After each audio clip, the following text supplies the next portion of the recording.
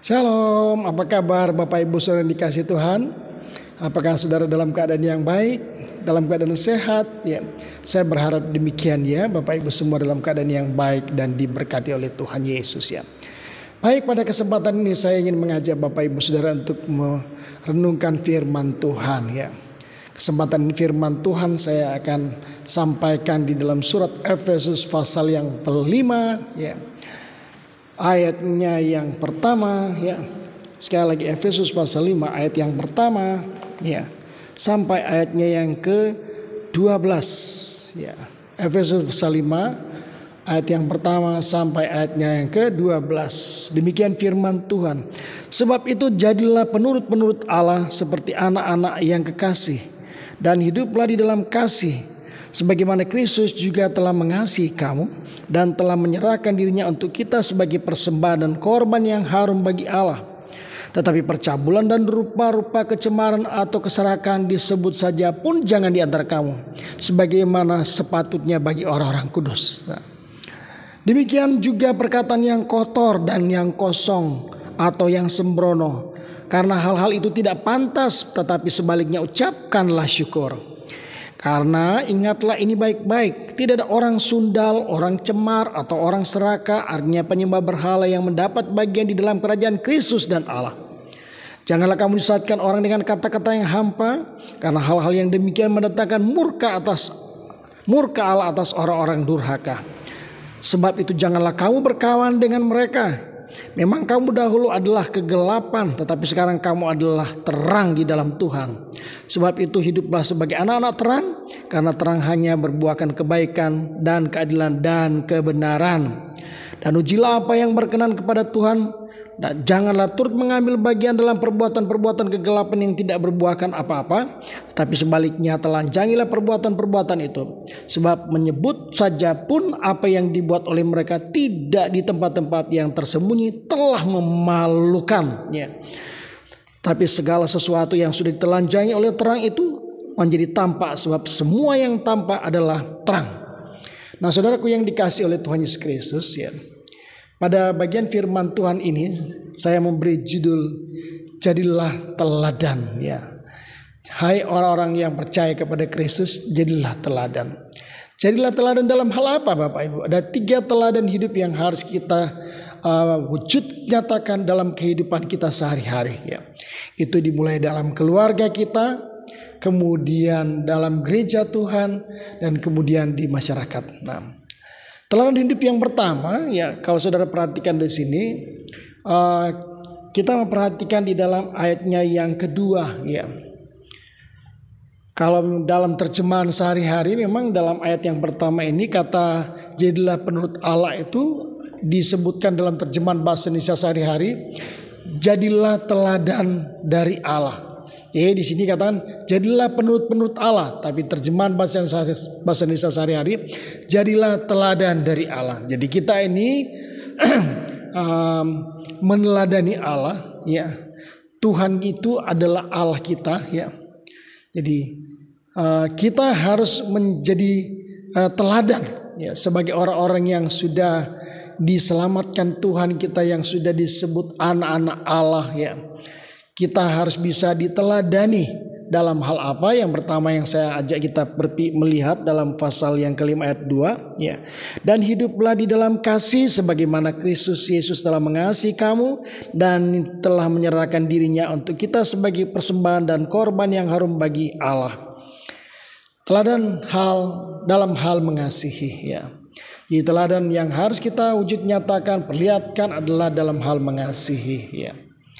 Saudara pasti sudah tahu mengasihi ya. Kata mengasihi ini sebenarnya pengertiannya luas ya.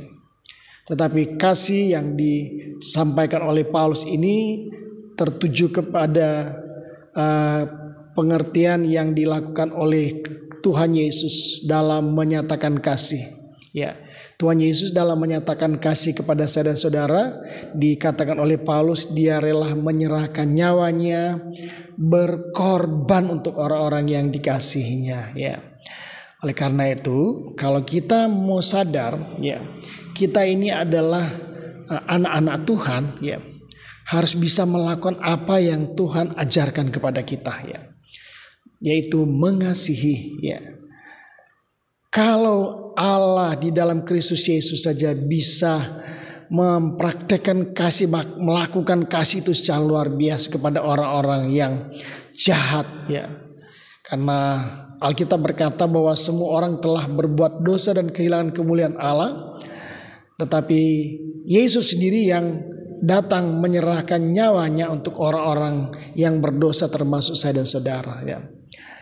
Oleh karena itu, kalau Yesus saja mau mengasihi saya dan saudara yang berdosa, semua manusia dalam dosa yang berdosa, mengapa saya dan saudara yang disebut sebagai anak-anak Tuhan tidak mampu melakukan hal itu, ya?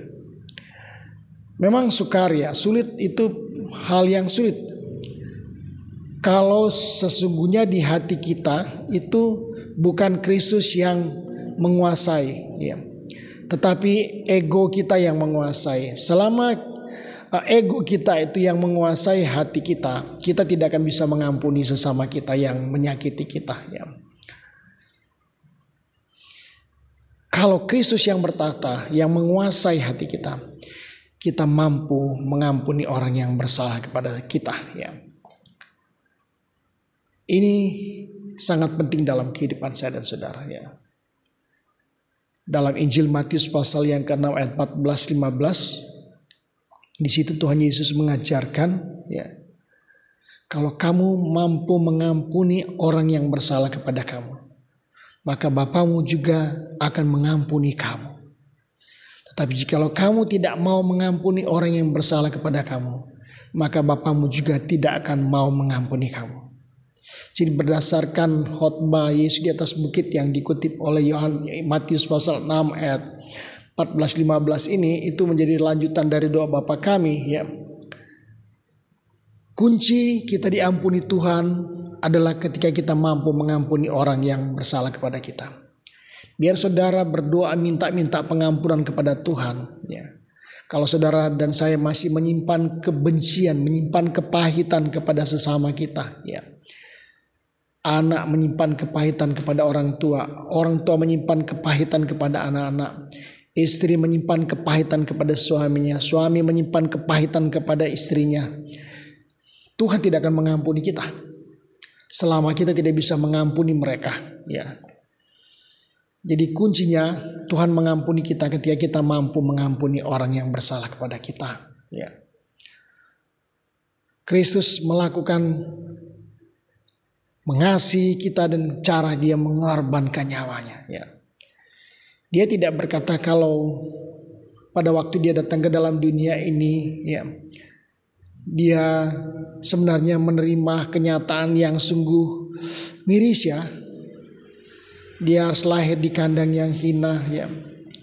Dan selama hidupnya dia tidak bisa diterima oleh manusia sebagai kepunyaannya, ya. Tapi Yesus tidak pernah berkata, aku membenci kamu. Saya sudah datang mengampuni kamu, tapi kamu tidak mau mengasihi saya. Enggak. Sampai Yesus mati di kayu salib, ya. Dia tetap menyatakan kasihnya kepada orang-orang berdosa, ya. Bahkan ketika dia di atas kayu salib, dia masih bisa berkata, ya Bapa, ampunilah mereka, karena apa yang mereka perbuat mereka tidak tahu. Pada kesempatan ini Bapak Ibu, ya, kalau kita masih hidup di dalam kepahitan, ya, kalau kita masih hidup di dalam kebencian, ya, buang semuanya itu. Tuhan Yesus akan mengampuni saya dan saudara.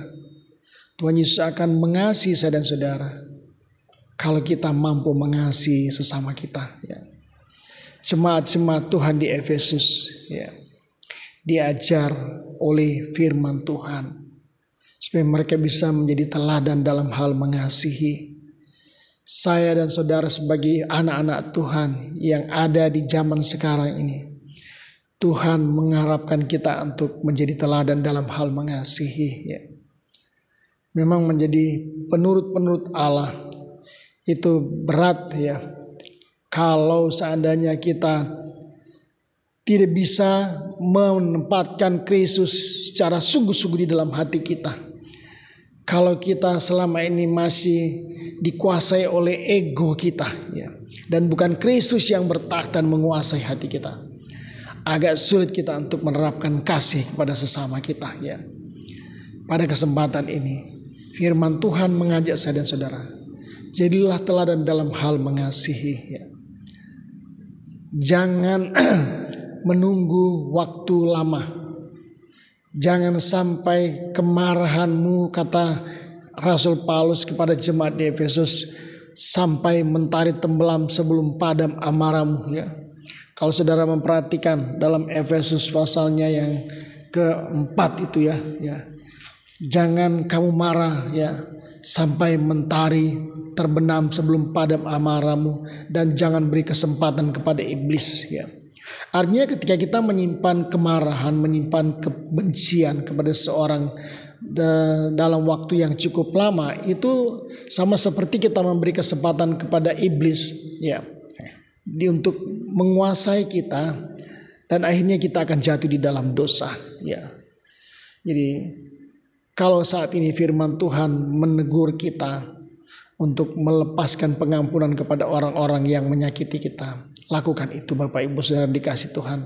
Jangan menunda, ya. Sekarang saatnya Tuhan minta, ampunilah kesalahan sesamamu, ya. Maka Bapamu juga akan mengampuni engkau, ya. Rasul Yohanes dalam surat Yohanes 1 Yohanes itu dikatakan, ya, jangan kamu berkata, aku mengasihi engkau Tuhan, ya, kalau engkau tidak bisa mengasihi sesamamu yang dilihat. Sebab bagaimana engkau berkata aku mengasihi engkau yang tidak dapat dilihat, padahal engkau tidak dapat mengampuni orang yang engkau lihat. Engkau adalah seorang pembohong, ya.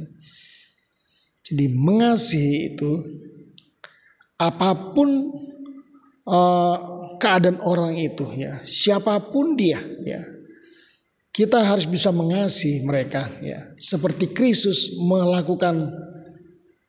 Bagaimana dia mengasihi orang-orang yang berdosa, saya dan saudara yang tidak patut dikasihi, ya.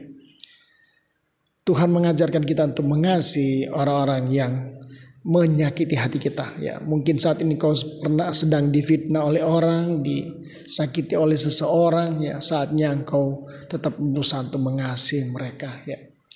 Jangan biarkan dendam menguasai hati dan pikiranmu. Jangan biarkan kepahitan menguasai hati dan pikiranmu. Itu hanya mendatangkan penyakit dan akan membuat engkau terus berada di dalam kutuk dosa, ya.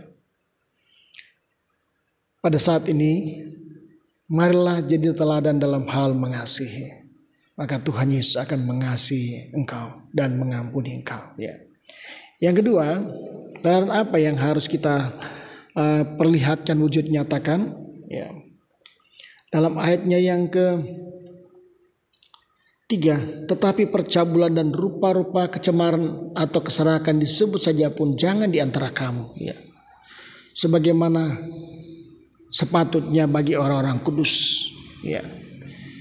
Yang kedua, teladan yang kedua adalah hidup dalam kekudusan, ya. Hidup dalam kekudusan, ya. Kata yang dipakai di sini, tetapi percabulan dan rupa-rupa kecemaran dan atau keserakahan disebut saja pun tidak boleh. Saudara tidak usah saudara melakukan, disebut saja itu tidak boleh, ya.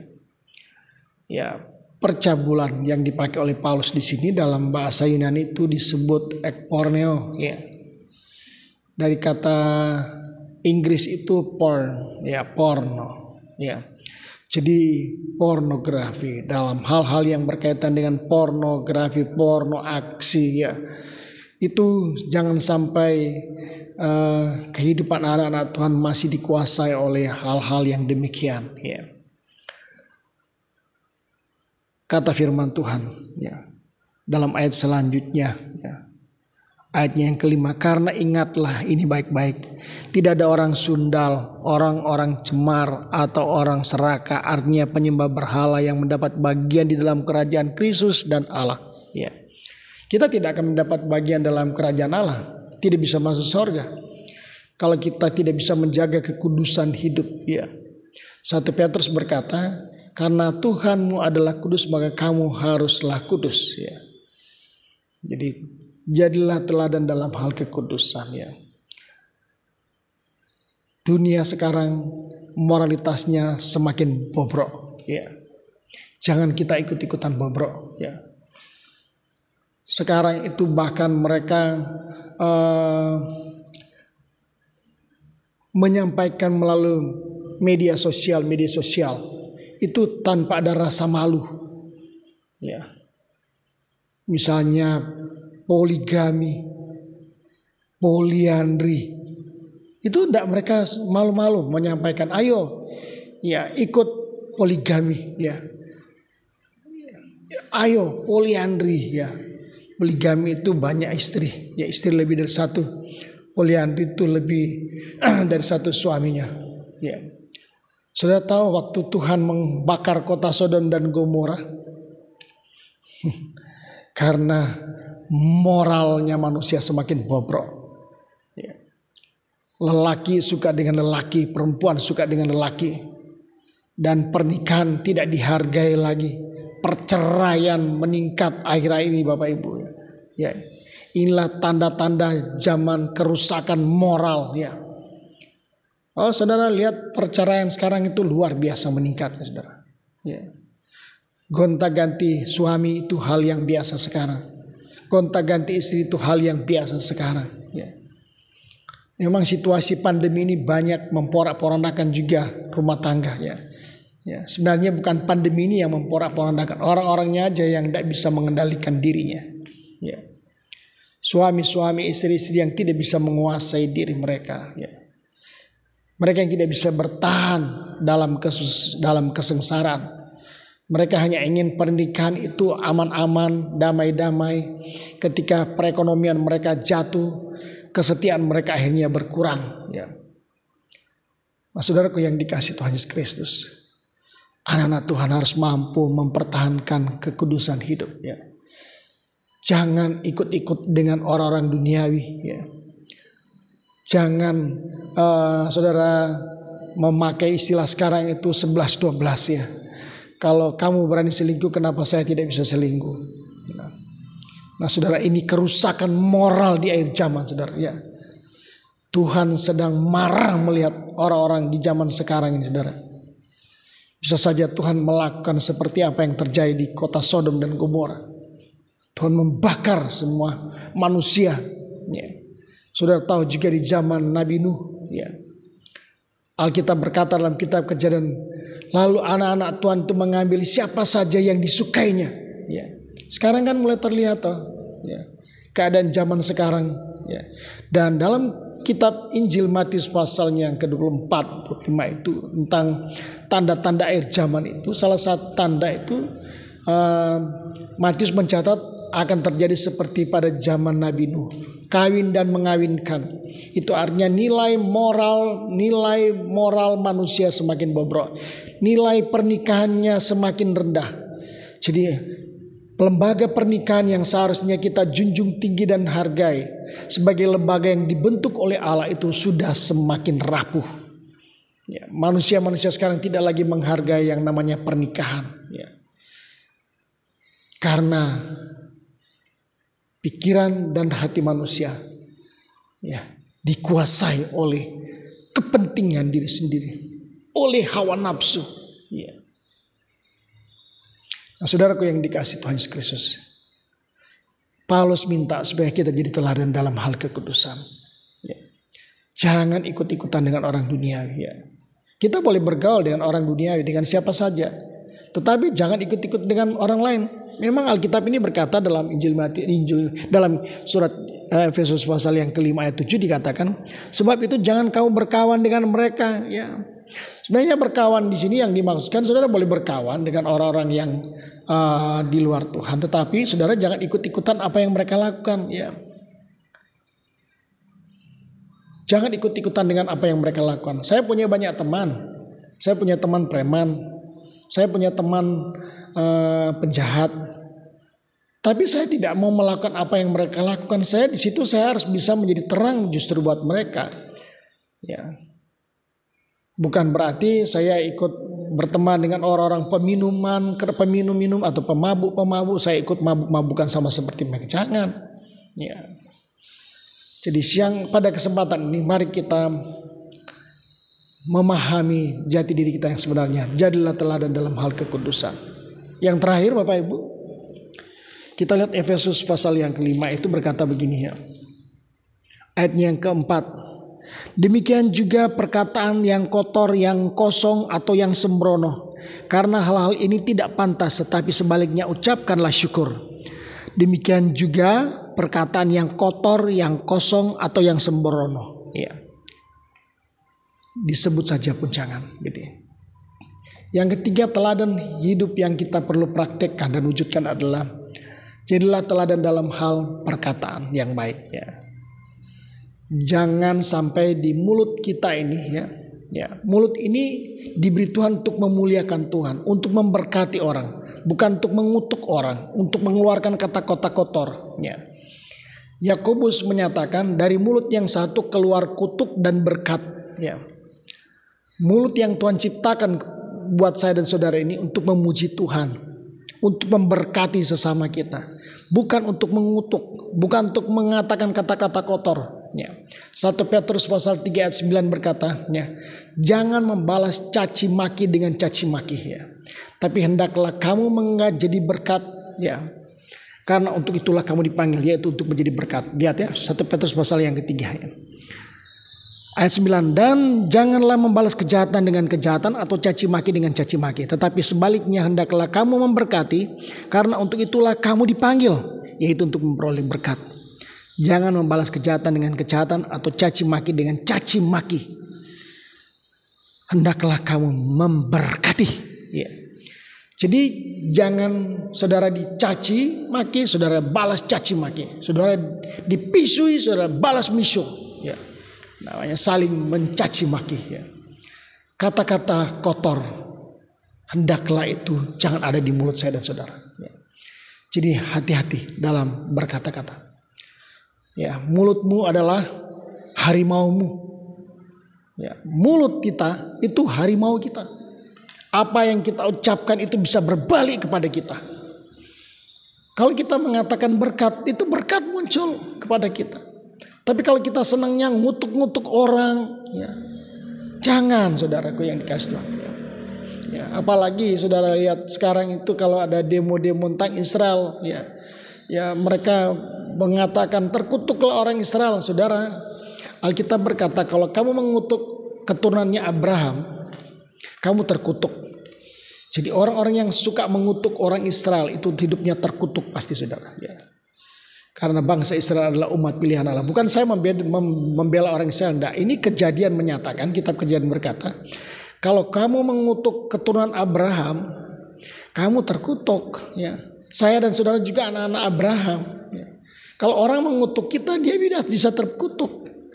Jadi ketika saudara dikutuk orang, ya, saudara jangan balas mengutuk. Saudara dicaci maki, bintah berkat saudara. Saya dulu pernah dicaci maki, dipisu-pisu sama orang. Ya. Ya. Orang itu mabuk, dia maki-maki saya. Tapi saya hanya diam, tenang. Saya tersenyum dan saya bilang Tuhan berkati. Ya. Silahkan, ya, maki saya, tidak apa-apa. Saya tidak mau membalas. Ya.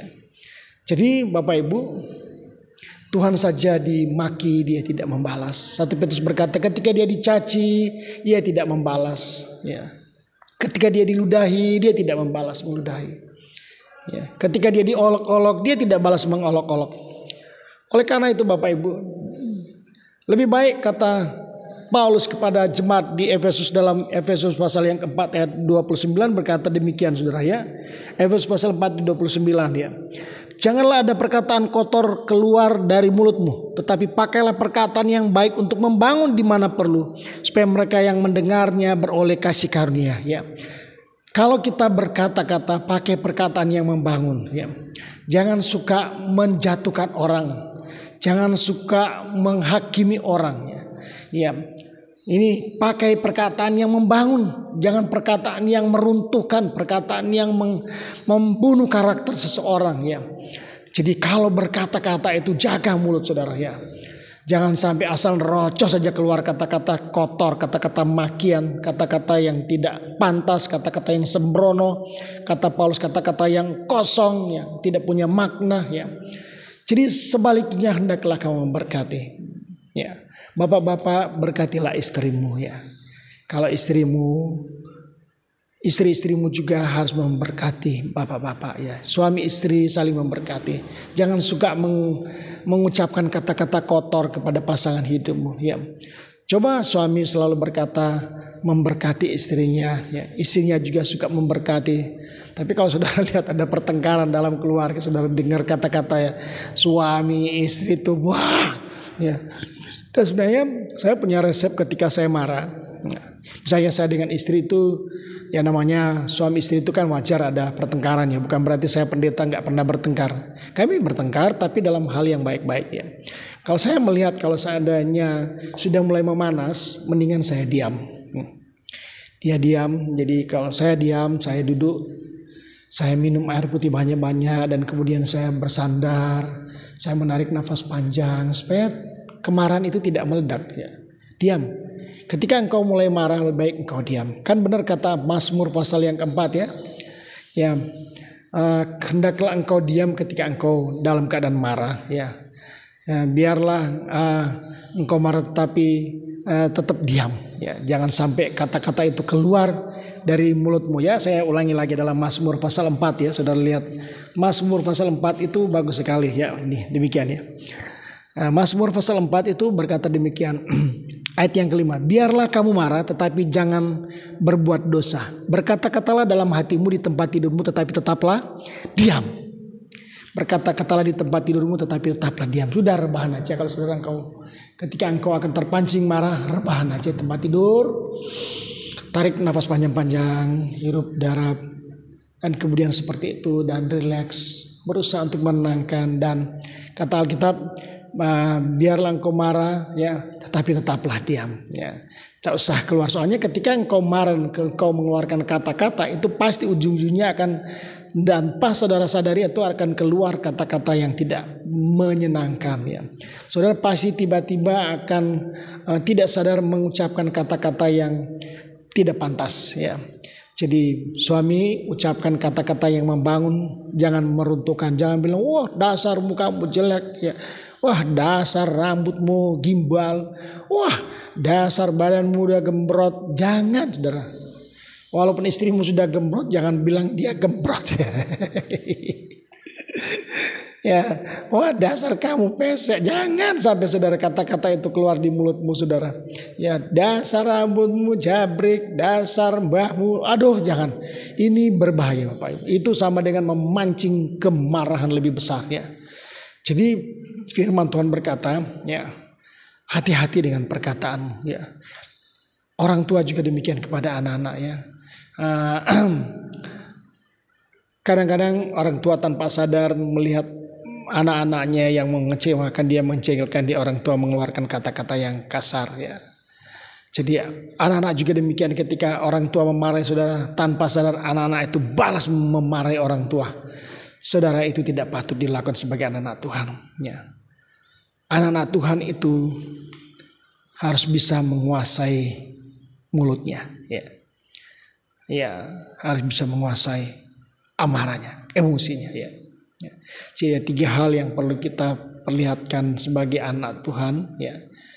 Bisa diteladani dalam hal kasih, dalam mengasihi, diteladani dalam hal kekudusan dan yang terakhir diteladani dalam hal perkataan. Jadi jangan sampai keluar kata-kata kotor, tapi pakailah perkataan yang membangun di mana perlu supaya mereka yang mendengarnya beroleh kasih karunia. Biarlah firman Tuhan saat ini memberkati saya dan saudara. Tuhan Yesus memberkati. Tetap semangat di dalam Tuhan ya. Tetap bersemangat mengikut Tuhan. Jangan tawar hati apapun yang kau hadapi. Karena bersama Yesus kita akan cakap melakukan perkara-perkara besar dalam hidup ini. Tuhan Yesus memberkati kita semua. Shalom.